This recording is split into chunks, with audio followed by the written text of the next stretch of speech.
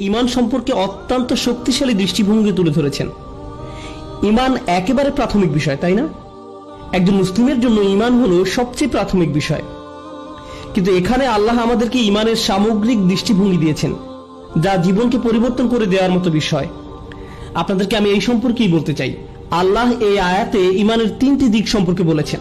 তিনি বলেছেন, যারা ঈমান এনেছে আল্লাহর প্রতি ও কিয়ামত দিবসের প্রতি এবং সৎ কাজ করেছে।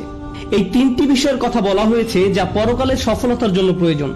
ওয়ালা খাউফুন আলাইহিম ওয়ালা হুম ইয়াহজানুন, আর তাদের কোনোই ভয়ভীতি নেই, তারা দুঃখিতও হবে না। এখন খেয়াল করুন, এই আয়াতের আগের আয়াতগুলোতে আল্লাহ উল্লেখ করেছেন বনী ইসরাইলের জঘন্য খারাপ অপরাধগুলোর কথা। আমরা সেগুলো পড়েছি। এখন তিনি বলছেন, ঈমানের প্রথম অংশ হলো আল্লাহর প্রতি ঈমান।